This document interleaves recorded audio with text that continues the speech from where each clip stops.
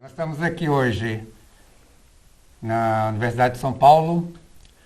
Nós resolvemos convidar o professor Alexandre Killing e Deis Fernanda Feitosa para que a gente pudesse lançar um livro TV Digital.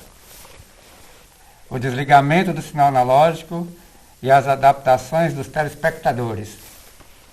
Além de lançar esse livro, a gente está fazendo isso publicamente pelo nosso sistema de IPTV. Nós vamos também lançar o nosso OBTED, né? Nosso observatório, Observatório Brasileiro de Televisão Digital e Convergência Tecnológica. E Convergência Tecnológica. A gente não está falando só de televisão, a gente está falando de um mundo convergente, um mundo que deixou de ser o audiovisual, televisual, deixou de ser apenas broadcast. E esse mundo nos interessa discutir. Então a gente está fazendo o lançamento agora, a gente lança agora este livro e ao mesmo tempo oficialmente o OBTED, embora o OBTED já esteja funcionando há um tempo, inclusive o OBTED ajudou na construção desse livro. Tem textos da Deis, que é da organização junto com o Alexandre e a Kênia Freitas.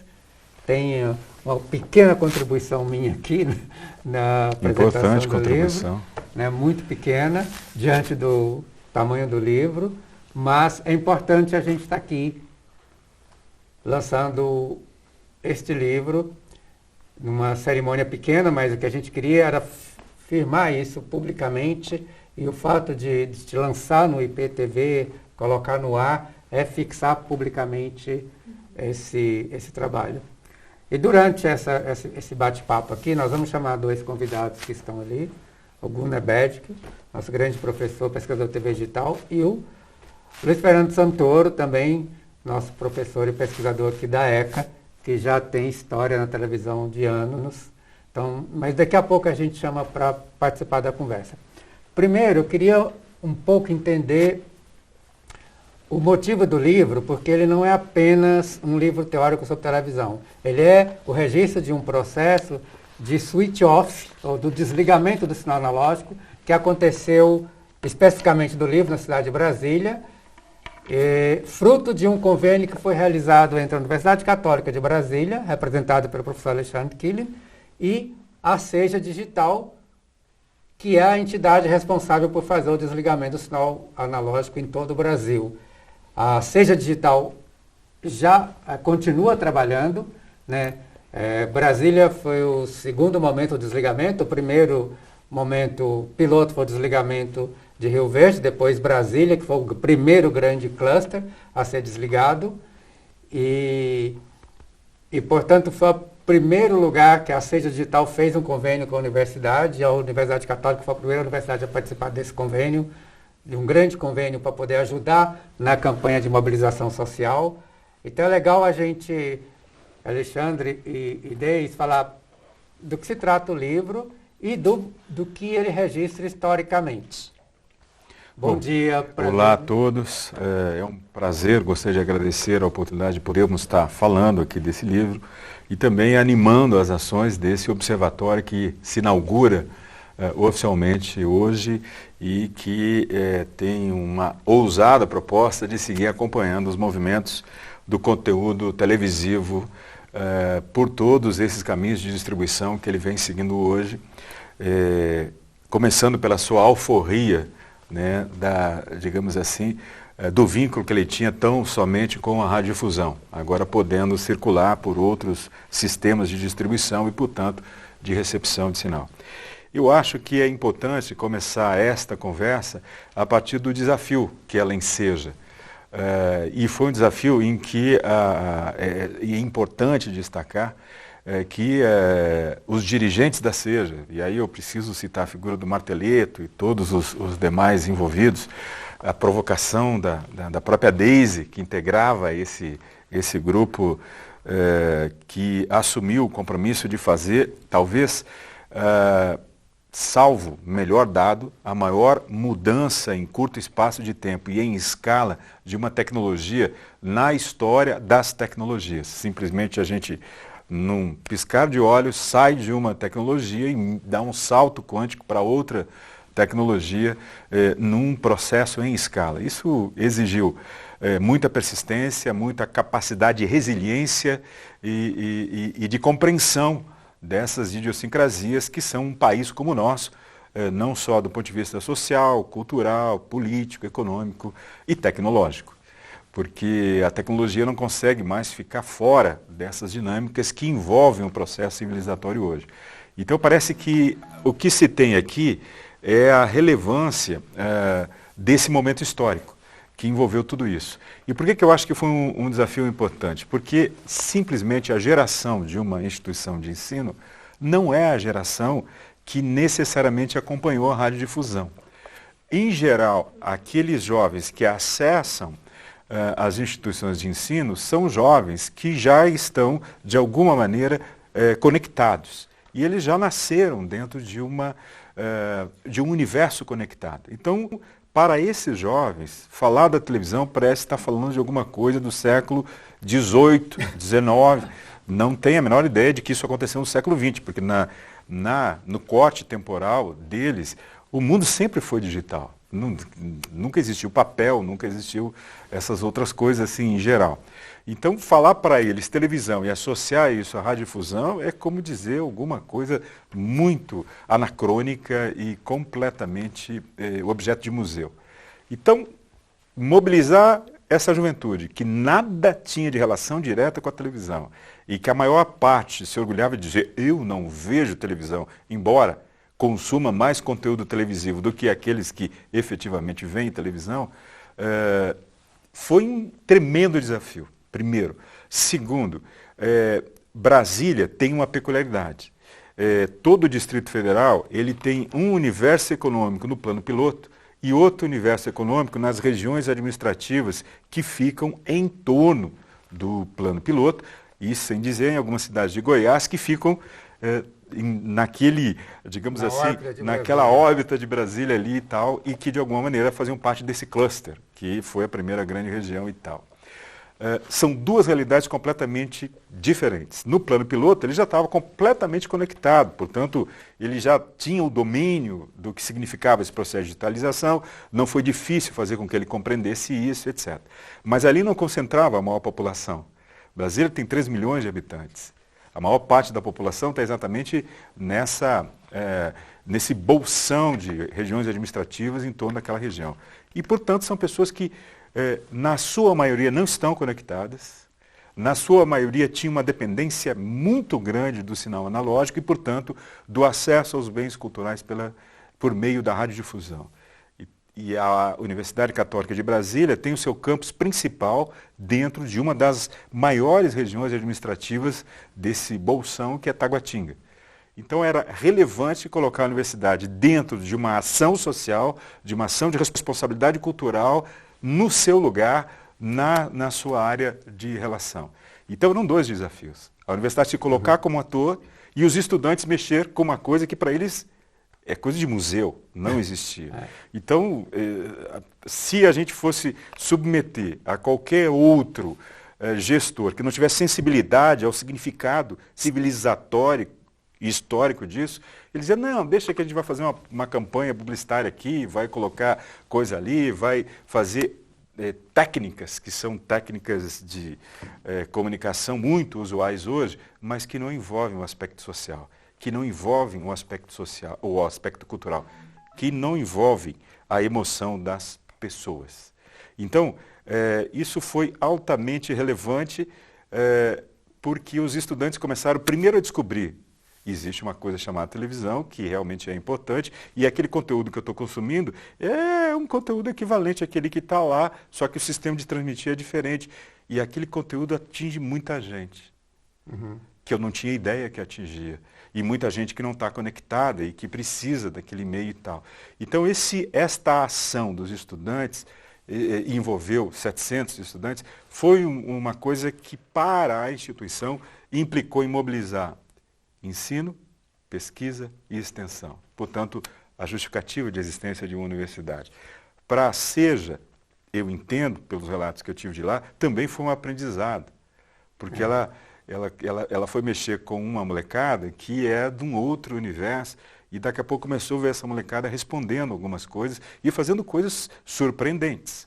Como eles fizeram documentários, eles fizeram mais de 60 vídeos, foram a metrô, foram a vilas, ruas, hospitais, postos de saúde, escolas, ensinaram crianças, porque a estratégia da equipe dos cursos de licenciatura foi trabalhar com as crianças.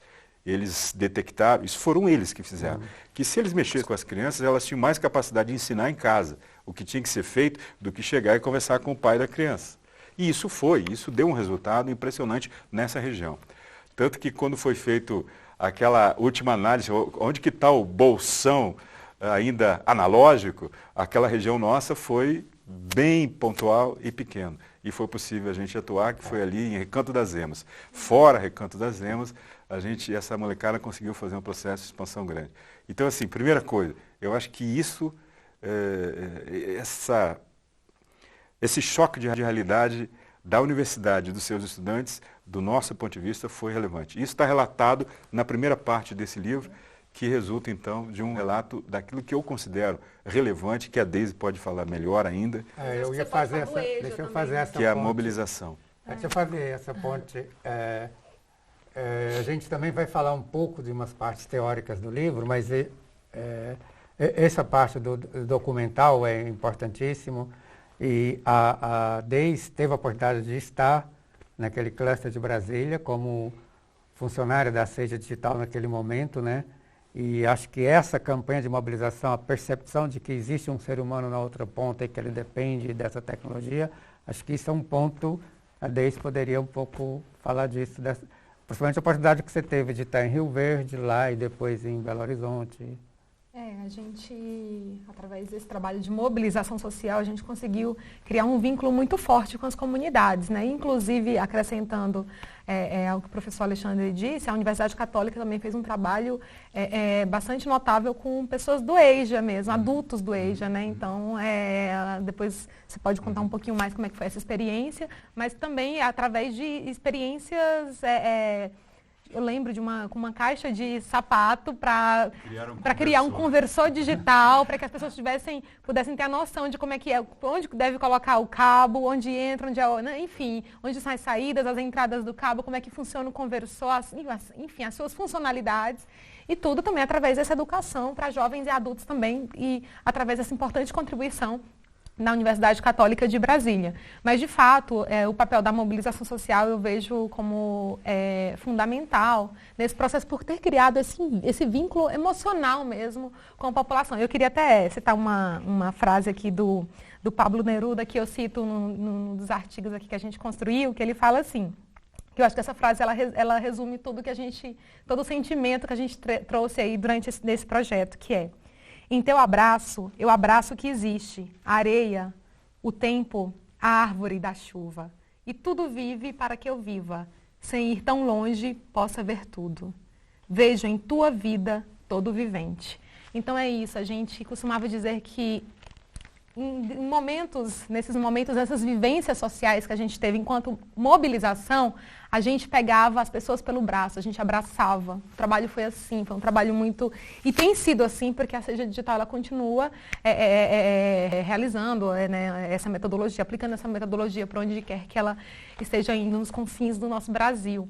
Mas é isso, é um trabalho que vai muito mais além do que comunicar à população que vai acontecer o desligamento, mas você criar um vínculo, criar uma situação de confiabilidade com a população, seja com os agentes comunitários de saúde que vão lá dar o nosso recado, orientar como é que você gira a antena, para que lado eu tenho que girar, como é que enfim, eu instalo, conversou, seja com os acadêmicos, os estudantes universitários, que também, para que eles possam vir conosco, entender esse processo histórico e todos os impactos que esse processo histórico causa na população, criar vínculos com escolas, com professores, com os familiares dessas crianças, criar um vínculo social nos diferentes segmentos da sociedade civil. Foi o que a gente tentou construir durante essa experiência e que deu muito certo, né, professor Alexandre? Porque a gente terminou Brasília com 5.000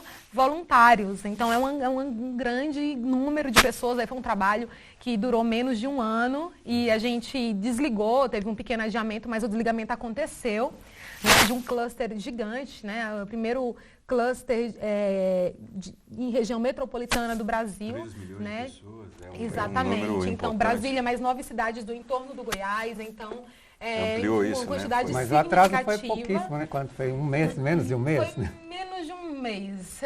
E considerando que foi a primeira experiência numa região com essas idiosincrasias sociais, culturais Porque em Rio Verde a e gente tecnológicas. começou a desenvolver essas experiências, né? Enfim, a partir de um projeto que a gente construiu, de como a gente poderia se vincular à população, criar um movimento de voluntariado. Enfim, então foi lá que a gente começou a desenhar essa história, que a Seja Digital começou a aprender, né, esse modelo que a gente poderia aplicar no Brasil em termos de, considerando em termos escaláveis mesmo, porque o Brasil é muito grande. E aí, a partir dessas primeiras experiências em Rio Verde, no Goiás, a gente conseguiu estruturar esse plano, esse projeto de uma maneira mais sólida em Brasília. E a gente criou esse grande movimento de mobilização que no final tinha um ônibus, uma caravana da TV Digital, que parava nas feiras livres, aos sábados e domingos, que orientava a população que precisa realmente desse veículo de comunicação, como quando o professor Almir falou assim, que a Deise pode falar sobre isso, é isso. A gente lá em loco, nessas comunidades, em contato com essas famílias, coisas que eu já via durante a minha pesquisa de doutorado, por exemplo, que também foi numa comunidade aqui de São Paulo, numa periferia de São Paulo, que realmente tem muitas famílias que dependem da televisão, pessoas com deficiência, pessoas idosas. É a janelinha para o mundo. É a janelinha para o mundo. Tem uns vídeos aqui que nós temos que trouxe. Sim. A gente podia colocar no ar o vídeo, a gente vai comentando. Pedacinho, né? Um pedacinho aqui. Coisas que os alunos fizeram. Um vídeo feito pelos alunos da Universidade de Brasília, que eu acho que é um registro, da Universidade Católica de Brasília, né? Uhum. Para registrar, para mostrar um pouco o registro. Pode colocar no ar o vídeo? Alô, alô, deu no jornal, não vá perder a notícia real. Criança, jovem, adulto ou idoso, conectado na TV digital. Em 26 de outubro, as TVs vão desligar, ninguém pode vacilar.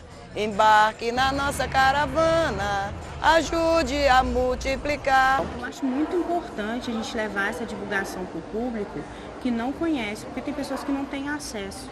Então, você levar o conhecimento para o usuário é importante. Você sabe que em outubro o analógico será desligado, né? Qual dia mesmo? De 26 de outubro. Ele tem que comprar um negócio. Conversou. Se você participar de algum programa social, Bolsa Família, Pronatec, você tem direito ao PIB. Eu dou aula aqui na Católica, na turma de alfabetização, desde o ano passado, né? Aí nós decidimos criar hoje, fazer esse trabalho prático para tentar levar para os alunos uma forma do conversor digital para que a gente consiga explicar de uma forma mais fácil para eles, né? Como nossa comunidade, a maioria é muito carente, nós decidimos apresentar para eles, para que eles levem para casa esse conhecimento, porque muitos não têm essa noção sobre como funciona o conversor digital ou como instalar na sua própria televisão, né?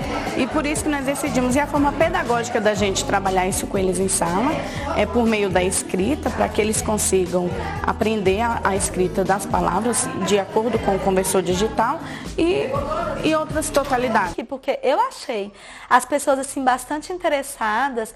A gente chegava nas residências, como eu falei para você, tinha pessoas que não tinham direito. Eu quero participar também. Quando foi no outro sábado que nós chegamos no projeto, tinham várias outras pessoas também querendo participar. Porque eu nunca tinha participado de uma... assim, voluntariamente, né? Aí foi a primeira vez. Aí eu amei.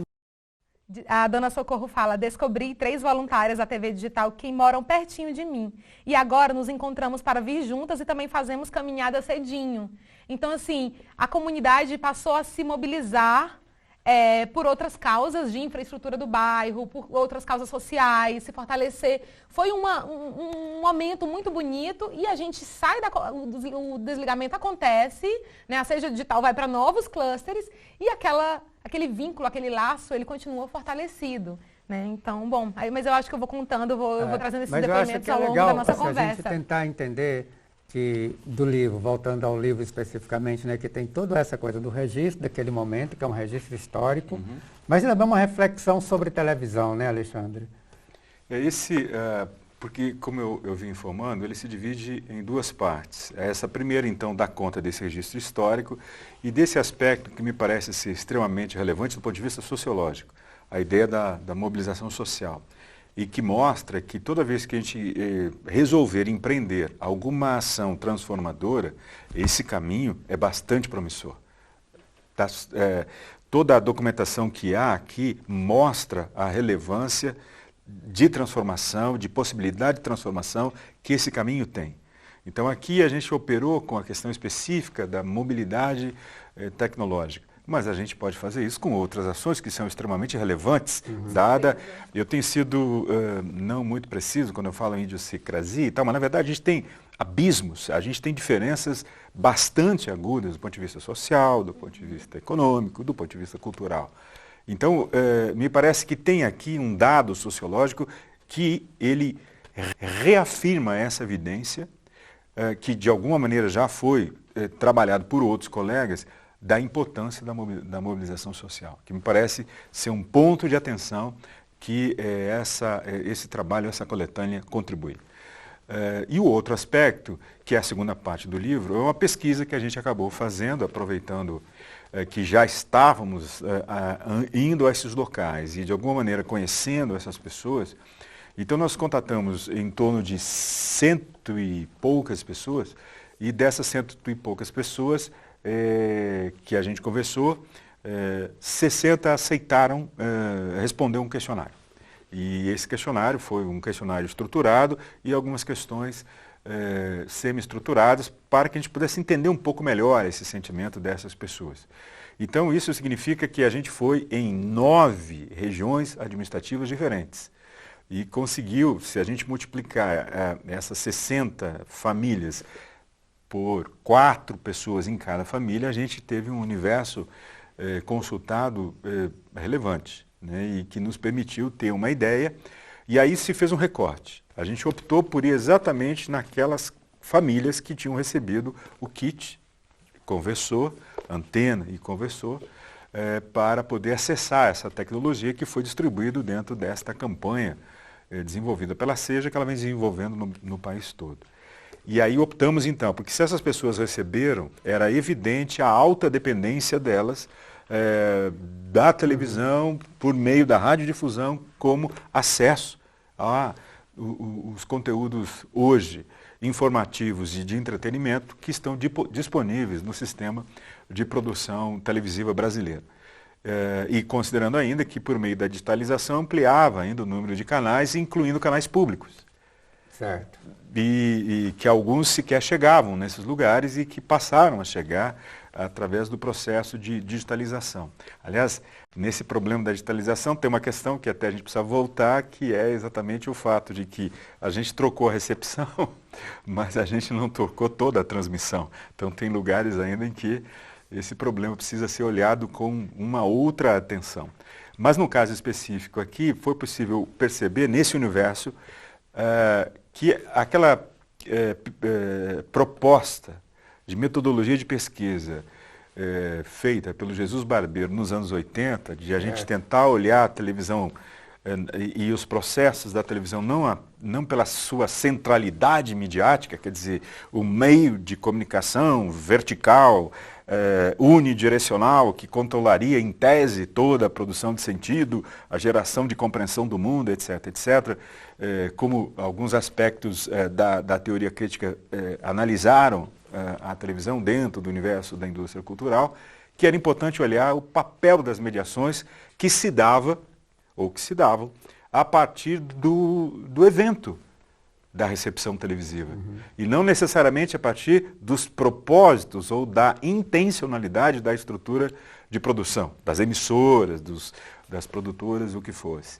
E ele lá em 80 propõe então tentar olhar essas dinâmicas da cotidianidade familiar, do quanto a televisão estabelecia algumas rotinas na família e fazia com que a família conseguisse estabelecer um diálogo do seu universo, do seu micro-universo com o universo exterior. Certo. E quanto isso permitia algumas compreensões, algumas lógicas e alguns entendimentos do próprio mundo que se dava naquela mediação que acontecia na família, a partir daquele conteúdo que ela via. O segundo aspecto, no que se refere à temporalidade, ou seja, a partir do... Isso é uma coisa extremamente interessante, a gente estudou pouco, mas criticou e pouco avaliou, do fluxo televisivo. A ideia da grade de programação, num certo sentido, ela organizou a rotina das famílias. E essa organicidade que ela deu para as rotinas das famílias permitiu ações até mais produtivas, em alguns aspectos, dessas rotinas familiares. E o último aspecto são as competências culturais. Ou seja, aquilo que essas famílias aprenderam a partir das experiências televisivas que elas tiveram. Como que elas compreenderam aspectos culturais que envolve a música, que envolve a própria telenovela, que envolve a própria informação, que envolve o programa de auditório e que envolve uma série de aspectos da ordem do entretenimento que são produções culturais e que permitem a interação dessas famílias com esses universos. Até tem um aspecto importante aqui que 80% dessas famílias consultadas, elas não se consideram passivas diante da televisão. E aí a pergunta é, por que vocês não consideram passivos? Porque elas interagem com o conteúdo, elas discutem aquele conteúdo, elas se posicionam diante daquele conteúdo. E na leitura dessas pessoas, isso não é ser passivo. Então tem um monte de elemento aí que surgiu e posso depois seguir avançando um pouco mais sobre os detalhes da pesquisa. O que me mostra é que há uma parte do livro, e o que você trata, é que trata da recepção. Exatamente. Né? E não apenas da mudança tecnológica que o momento possibilitou, e tudo que está por trás das tecnologias que foram colocadas em evidências, mas você está falando da recepção e de como de como o público interage com esse meio. Esse universo televisivo. Inclusive depois o desligamento, porque sim, essas aí a pesquisa avançou para o switch off. Então as pessoas já a pesquisa conseguiu identificar também a própria reação dessas famílias após o desligamento do sinal analógico, como é que elas estavam lidando ali com aquela nova tecnologia. Por exemplo, no caso da interatividade, que boa parte dos conversores distribuídos em Brasília, sobretudo para esse público, ele tinha a possibilidade de interatividade de conteúdo, acessar aquelas outras informações disponibilizadas pelas emissoras, sobretudo as emissoras públicas, né?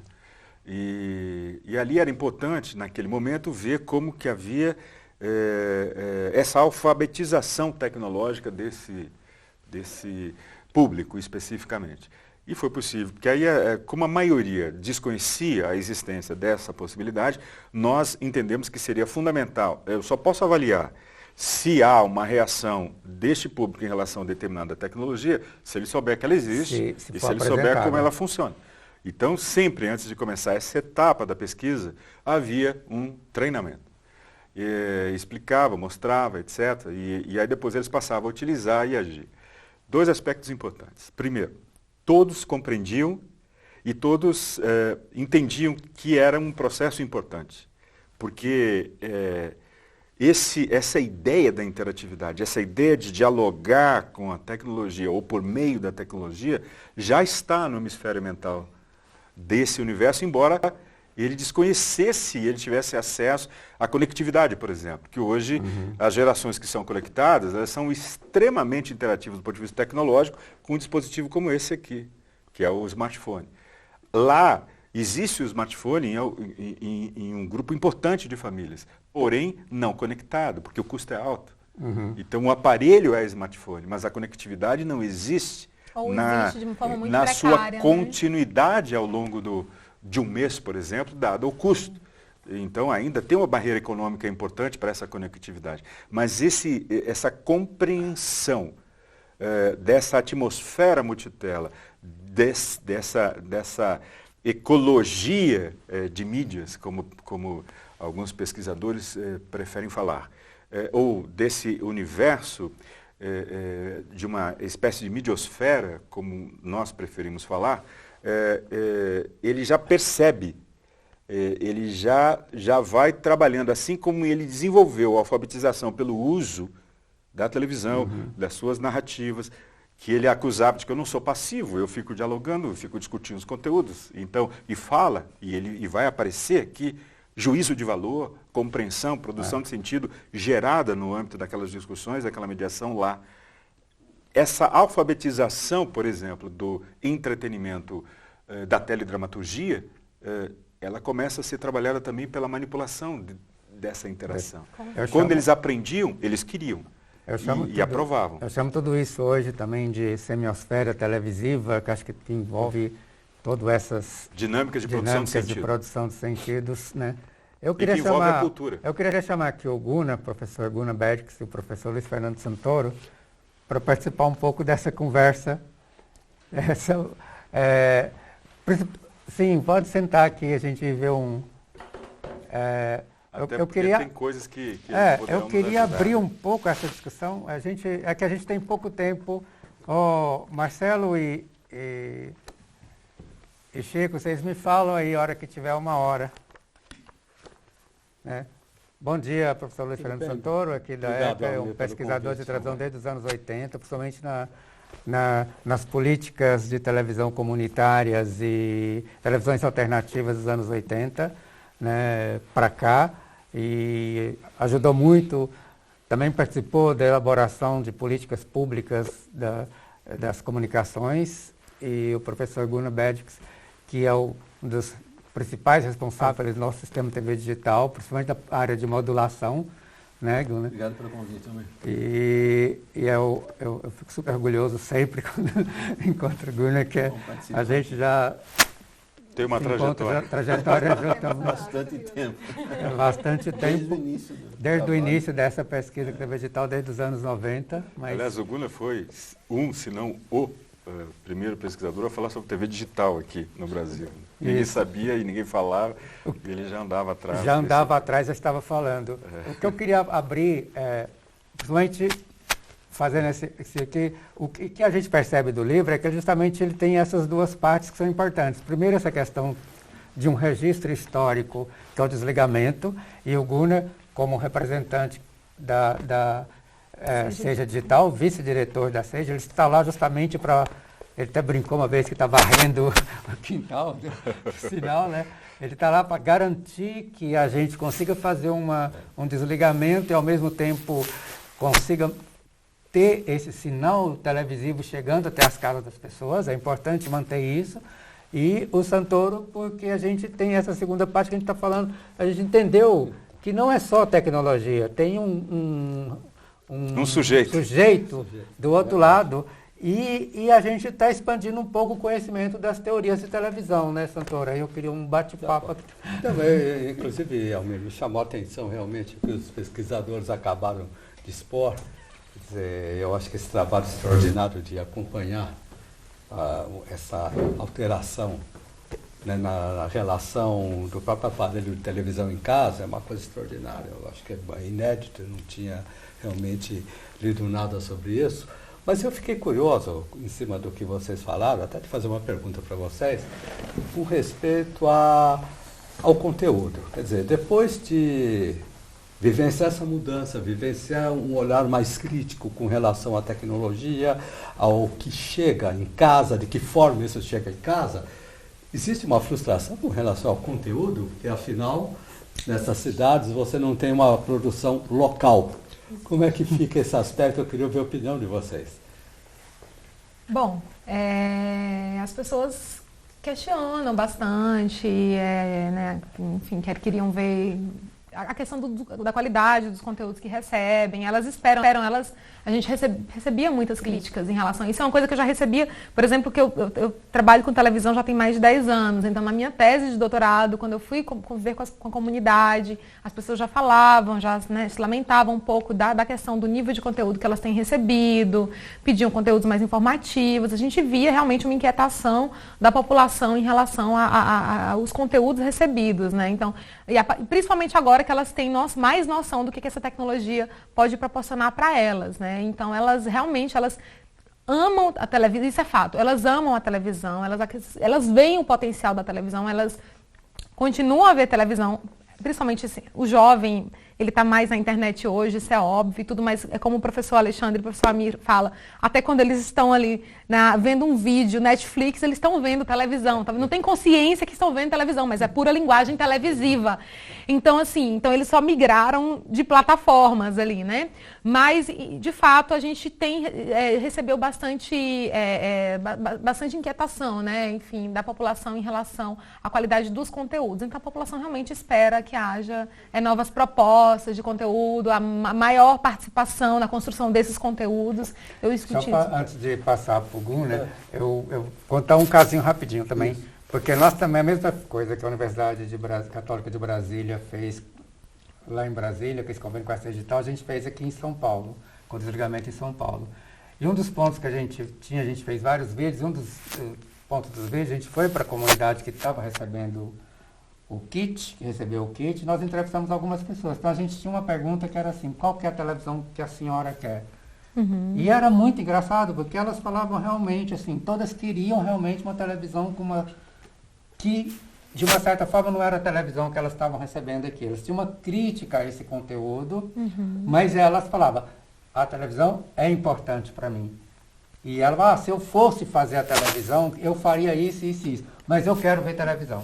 Em nenhum momento eu escutei que a pessoa não ia deixar de ver TV também. Mas o interessante disso, ouvindo o que vocês falaram agora, é que, conceitualmente, a história dos canais de televisão, da tecnologia que procura fazer uma televisão fora da televisão, quer dizer, desde os anos 70, nos anos 80, em que você tinha praça pública e eletrônica, o conceito era que a comunidade, enfim, o seu vizinho pudesse estar presente. Televizinho, né? Mas aqui nunca aconteceu.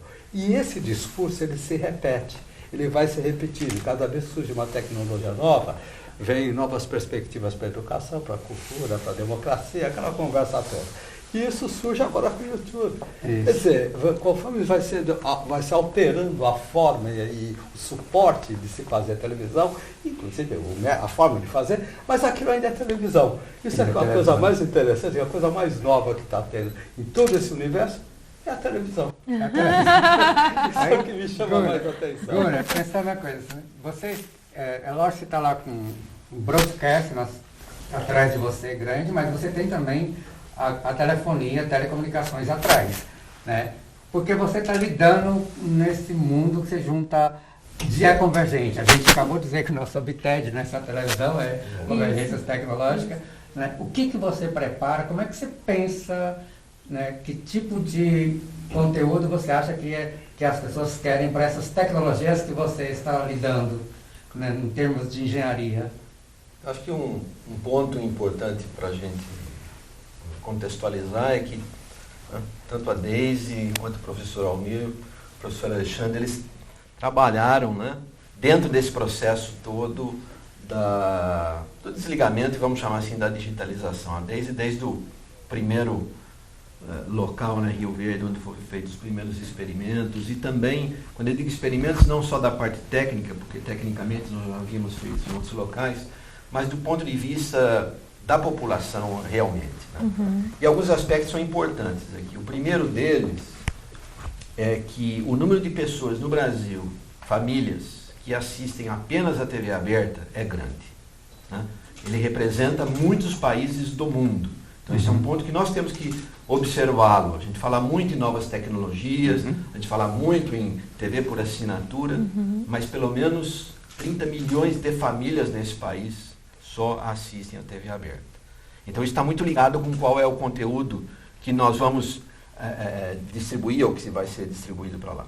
O segundo ponto é que esse trabalho, o trabalho que foi feito em Brasília, o trabalho que foi feito em São Paulo, o trabalho que foi feito nos outros agrupamentos, nos mostrou, por amostragem, é claro, mas através da pesquisa, números que até então não eram consultados, né? Porque nós temos basicamente as praças nacionais, ou a PNT, né, Praça Nacional de Televisão, que são 15 cidades e pronto. Nós estamos trabalhando num volume de cluster de 63 agrupamentos espalhados pelo Brasil inteiro, todas as capitais e algumas outras regiões. Então hoje nós temos números dessas localidades que desligaram e nós sabemos exatamente, porque fomos na casa dessas pessoas, o que eles assistem, né? Que tipo de tecnologia eles utilizam atualmente. Então esses números no projeto como um todo, eles são muito relevantes, eles são marcantes e são grandiosos do ponto de vista do entendimento, de olhar para ele e dizer, olha, a TV aberta, né, como diziam algum tempo atrás, uma TV aberta vai morrer. Está mais viva do que nunca, né? Está mais viva do que nunca. Não está. E nós temos que observar isso. Ela está mudando, é claro. O Alexandre colocou aqui pontos importantes, o professor Santoro também, o Almir também, a Deise também, relacionado a essa busca, né, dos dispositivos e o conteúdo, como é que ele é ubíquo e passando por diferentes tipos de distribuição. Mas é muito importante essa questão, né? Como é que o conteúdo vai chegar lá? O professor Alexandre colocou a questão da recepção. Ok, nós distribuímos os kits de recepção de TV digital. Mas e os transmissores? Onde é que eles estão? Porque antes do conteúdo, o transmissor tem que chegar lá. Né? A camada física de comunicação, se nós vamos olhar as camadas de comunicação, a primeira camada, que é a física, tem que existir. Sem conectividade não tem comunicação. Então a camada física ela é importante e o sinal digital tem que chegar lá e o meio tem que estar estabelecido para que o conteúdo possa permear tudo isso e chegar em todos esses domicílios. Então, eu acho que isso levantou, inclusive para nós, né? Eu me incluo nessa questão dos pesquisadores e de buscar tecnologia, de como levar isso à população, porque isso só tem a contribuir para um país que nós estamos buscando melhorar, integrar, né? E mais do que isso, né? Levar para toda essa população, talvez acesso à informação, acesso à educação e acesso a outros meios, né, que até então a população não tem. Gurner, você disse uma coisa agora que isso me interessa, principalmente como dados de pesquisa e vocês estão acabando os grandes clusters, estão indo para os clusters médios e daqui a pouco é preciso ir para os pequenas cidades no resto do Brasil, o interiorzão do resto do Brasil. E vai tocar nisso que você disse, assim, como é que está a estrutura física, como é que está a conectividade desse lugar. Eu tenho um exemplo, a minha cidade, no interior de Minas Gerais, ela não tem 4 mil habitantes na área urbana da cidade. A antena lá é uma antena comunitária que a prefeitura comprou e pôs em cima do morro, porque a cidade é dentro de um buraco. E ela pega o sinal de Uberlândia que vem nessa antena. Se essa antena não está digitalizada, na hora que acabar o sinal analógico vindo de Uberlândia para lá, como é que essa cidade ela não vai ter uma antena digital ali no alto do morro que a prefeitura comprou e pôs lá. Vocês estão lidando com, então, cara a cara com esse mundo, né? A seja digital. A situação, nem todas as cidades do país vão passar pelo desligamento do sinal, ou seja, vamos arredondar, por volta aí de 2.000 cidades, né? Porque os agrupamentos eles são dinâmicos, ora entram mais cidades, ora saem algumas cidades, mas por volta de 2.000 cidades, das 5.570 que nós temos, vão desligar. Por que desligar? Porque o sinal precisa ser desligado para permitir que os canais sejam remanejados e para que a faixa de 700 MHz seja ocupada pela nova tecnologia de comunicação digital, que é o LTE 4G 700 MHz. As outras cidades, não há necessidade. Essa tecnologia pode entrar lá sem a necessidade do desligamento. Né? Porque tem espaço no espectro. Há espaço no espectro, mas o que acaba acontecendo pós-desligamento? Vamos dizer, dezembro de 2018, todos os clusters foram desligados. 2.000 cidades foram desligadas. Sobraram ali, né, o restante, 3.570 cidades, aonde o sinal analógico ainda está lá. E não foi desligado, porque eles vão ficar com um prazo de desligamento até 2023, segundo a própria portaria do Ministério. Então, de qualquer forma, criou-se aí dicotomia ou uma idiosincrasia, como colocou o professor Alexandre, um abismo. Uma diferença clara. Né? Entre quem desligou e quem não desligou. Quem não tem, quem tá então, e esse quem exemplo da antena, nós estamos vivendo isso agora. Logo que eu cheguei aqui, estava conversando aqui com o Santos de uma cidade. Aqui em São Paulo, perto aqui da região do Vale do Paraíba, que é Cunha, onde nós temos 6 canais analógicos. O prefeito, conversando com o Marteletto, o nosso presidente, disse o seguinte: isso aqui a prefeitura comprou e instalou. E nós estamos transmitindo os 6 canais aqui por nossa conta. Mas nós não temos recurso para digitalizar. Se desligar esse transmissor agora, em novembro, todo mundo fica no a escuro. população vai ficar sem assistir TV. Então, há sim, e o problema muita é esse, coisa. né? Não é só ficar sem assistir TV, vai ficar sem Vai acesso. ficar Sem acesso à informação. Rádio no máximo, aquilo, né? aquilo que vocês colocavam aqui, né? De que de uma forma ou de outra, essa questão que você colocou de 1980, né? E que é muito atual hoje, de que de uma forma ou de outra a TV trouxe uma determinada regularidade. Então, nas pequenas cidades isso é fato. As pessoas se acostumaram com isso. Então, realmente, é complexo, porque nessas cidades onde não houve a digitalização, a Seja Digital não vai, lá não está dentro do compromisso do que foi determinado para a limpeza da faixa, e se a prefeitura não digitalizar, ou se os radiodifusores não digitalizarem, num dado momento, aquela população passa a ter acesso, deixa de ter acesso àquele canal analógico que estava sendo transmitido. Então isso tem que ser enfrentado agora, de alguma forma, né, para que isso não aconteça em 2023. Vai chegar. Porque chega rápido. Não colocar a data é uma coisa, agora colocou a data, um dia essa data chega, e aí desliga e como é que vai ser ela feito? perde a conectividade, que é a única conectividade. Então, eu acho que é importante. A conectividade que tem é a televisão. Precisa começar a discutir. Isso se apresenta como um problema extremamente sério, porque isso pode significar a gente criar 2 tipos de brasileiro. O brasileiro conectado, o brasileiro dentro desse mundo que a gente vem falando, multitela, etc., e o brasileiro fora de tudo isso. Que volta ao tempo do Lampião. Volta ao tempo do Lampião. Entende? Quer dizer, e da rádio aquela de alto-falante.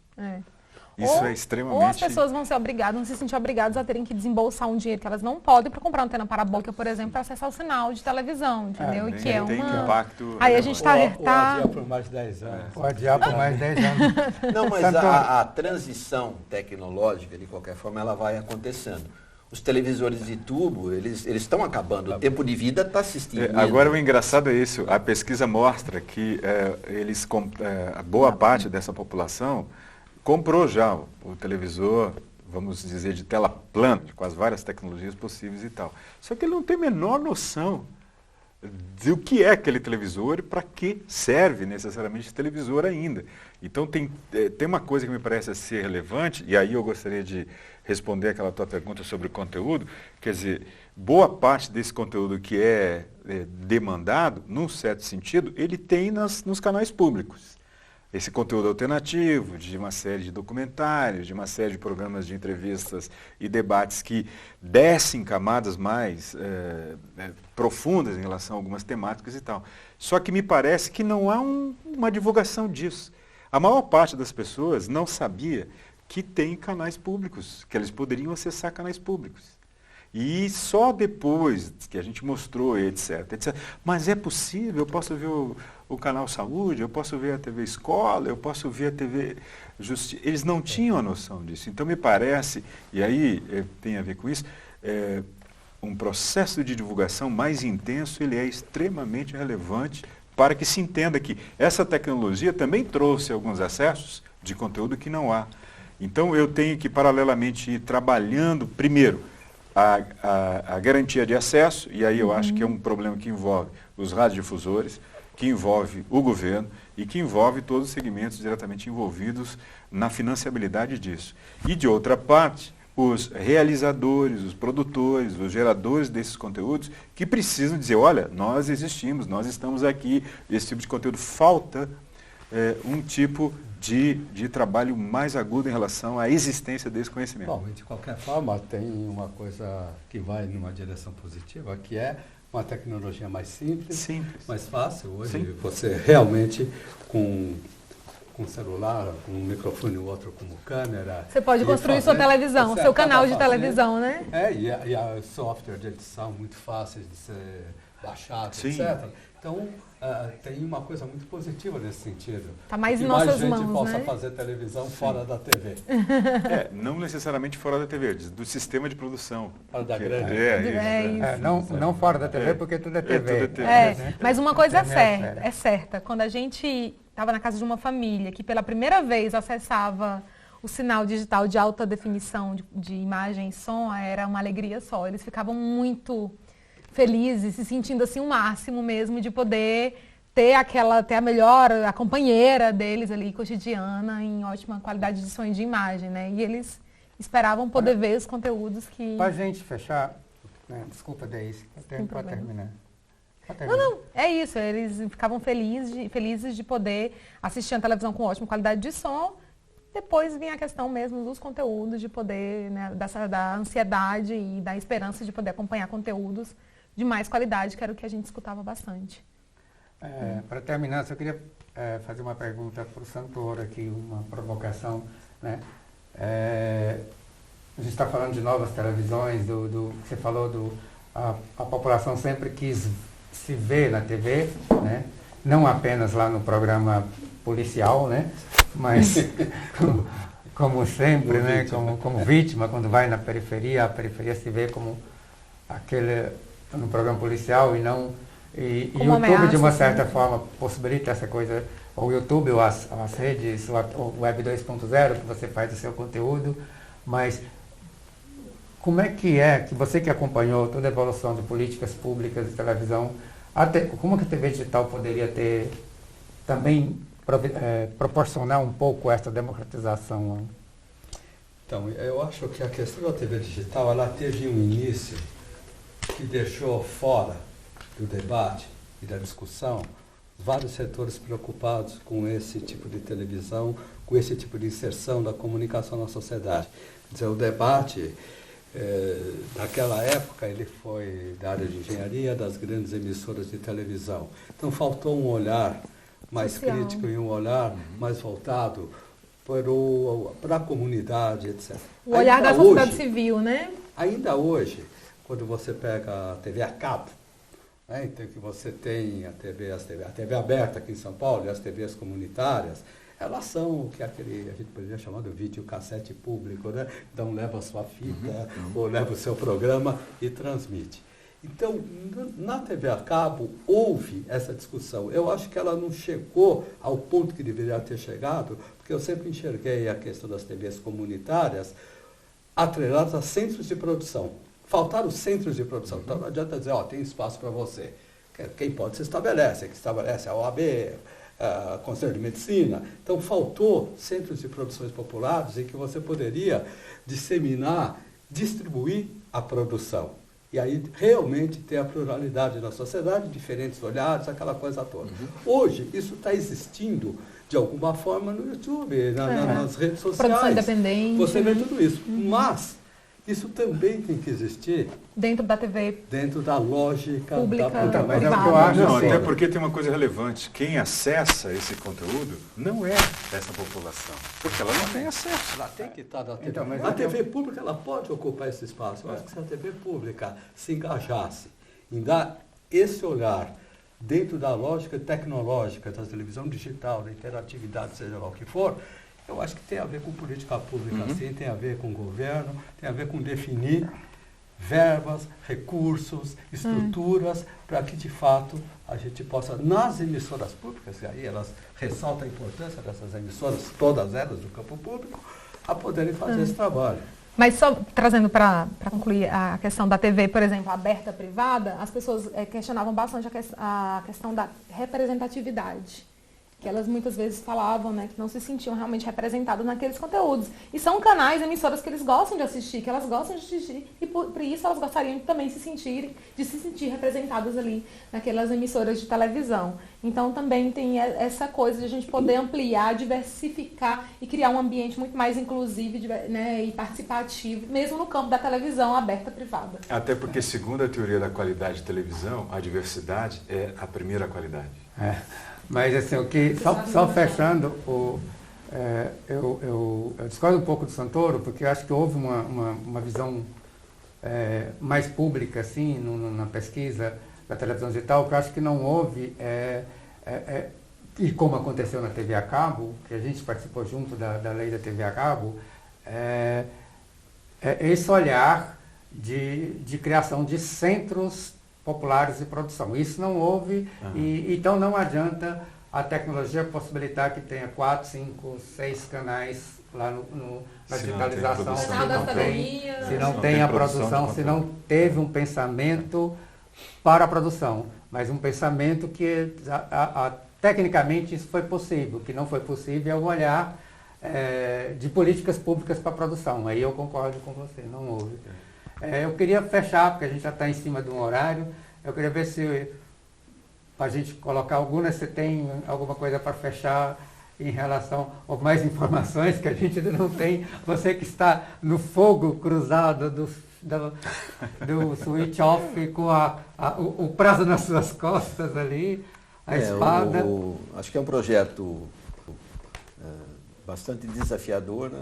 Mas com a participação de todas as entidades e todos que fizeram parte e se envolveram, a gente está completando um passo, né? E finalizando isso de forma bastante gloriosa, né? Ou seja, nós conseguimos cumprir o prazo dentro do orçamento, né?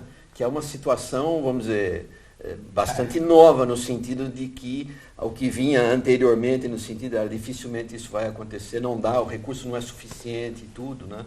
Mas eu acho que esse trabalho, ele é um trabalho importante nesse sentido, que a gente consegue finalizar o projeto e entregar para a população uma TV de melhor qualidade em termos, vamos dizer, do desligamento e a convivência com outros serviços. É a primeira vez aqui no Brasil, isso tem acontecido em outras partes do mundo, mas onde uma faixa destinada a um serviço, que era a TV, passa a acomodar um novo serviço, que é telecomunicações, e os dois têm que conviver harmoniosamente, não só agora, como para sempre. Os novos canais de TV que entram não podem interferir no sistema de telefonia, o sistema de telefonia não pode interferir na TV.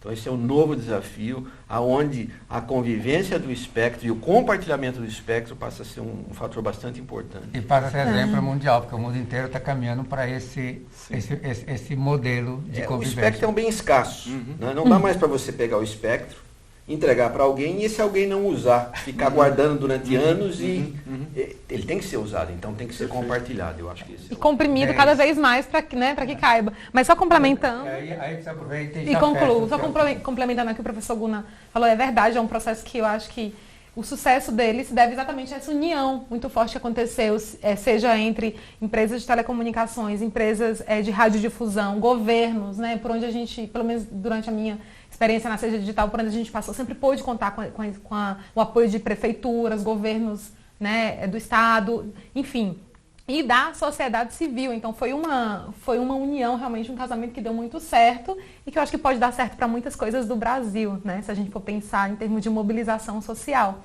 E, bom, eu queria agradecer a oportunidade, né, convidar as pessoas... Eu vou voltar para o Habitat aqui. Isso, eu ia fazer isso, né, eu te passo. A gente vai. Tá. Você quer já falar já? Então já pode, que eu ia fazer uma coisa e voltar para o Habitat. Tá bom, não, tá bom. Santoro.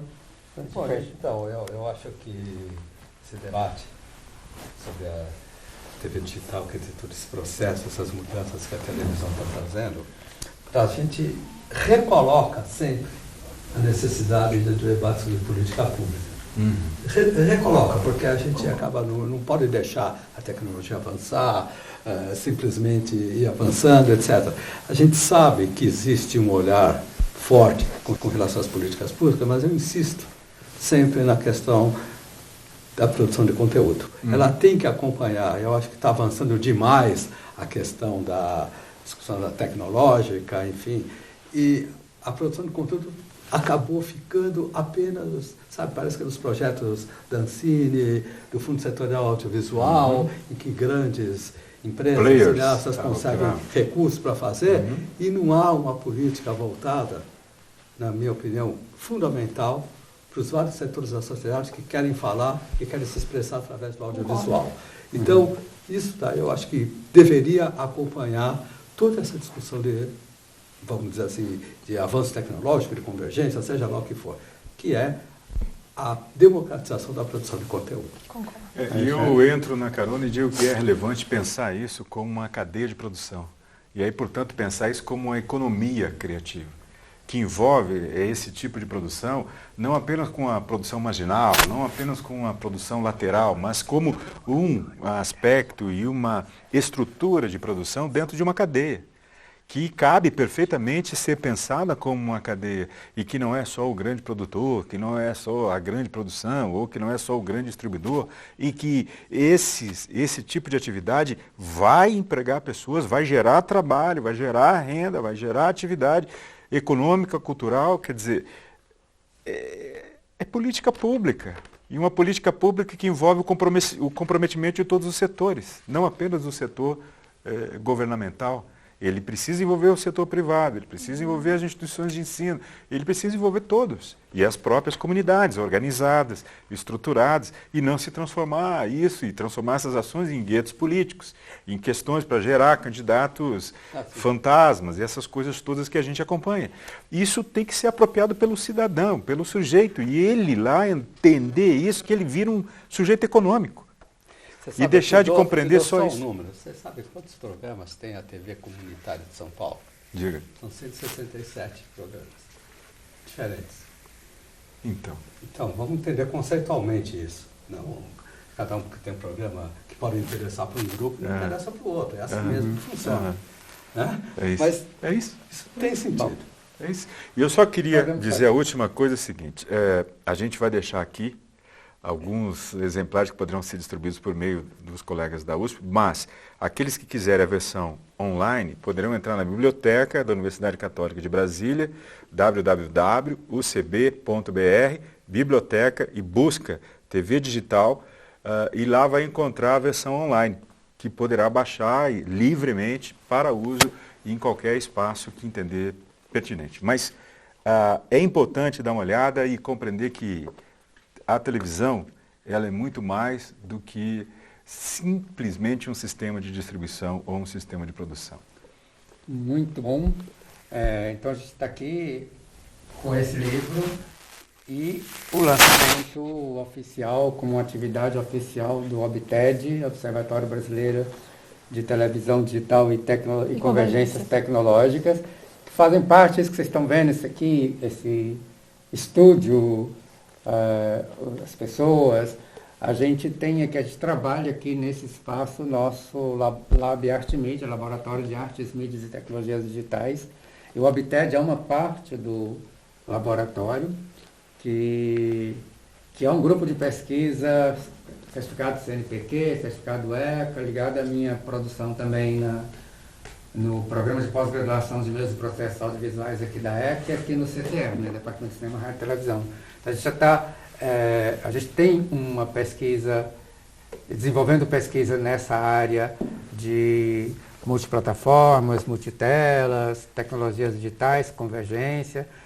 Atualmente nós estamos finalizando os trabalhos em 360, em VR.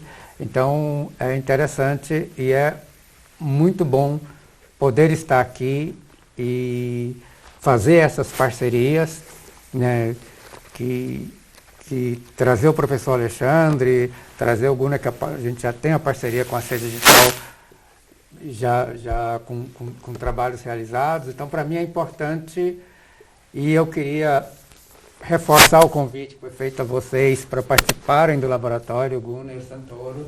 Na cartinha que eu mandei, eu reforço o convite como membro do OBTED. A gente quer expandir, né?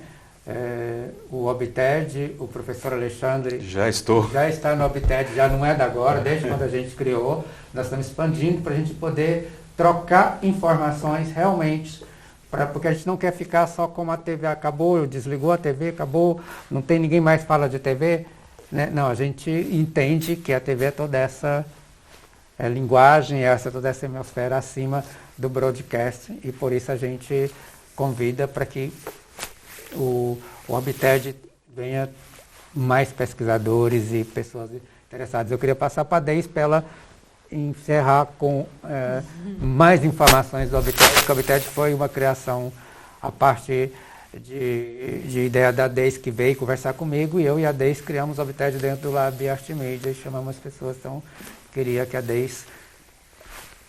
E eu só queria agradecer a oportunidade de poder falar do livro aqui e esse convite que foi muito generoso e carinhoso. E a gente tem certeza que é o primeiro, né, professor Alexandre, mas de muitos que a gente pretende produzir aqui no Obted. Inclusive, professor Guna, lembra que a gente já conversou um dia sobre a gente escrever também sobre um pouco sobre a nossa experiência, né, com a televisão digital, e você poder trazer um pouco de tudo, desse seu olhar, né, enfim, das suas vivências e experiências a partir desse mundo tecnológico com o switch off. Então, o Obted, ele nasce para isso, para olhar esse cenário pelo qual o Brasil está passando agora, que é um momento de switch off, que é a mudança de uma tecnologia da televisão analógica para a televisão digital, que depois vai passar também por outros cenários, porque a televisão do Brasil, a televisão digital também está sendo aprimorada, né? Assim como em vários países do mundo, vários padrões americano, o japonês e o europeu também estão sendo aprimorados, e o nosso também já tem um grupo de estudo no Fórum Brasileiro de Televisão Digital, no Sistema Brasileiro de Televisão Digital, para pensar exatamente no aprimoramento da nossa televisão digital hoje, que comporta alta definição.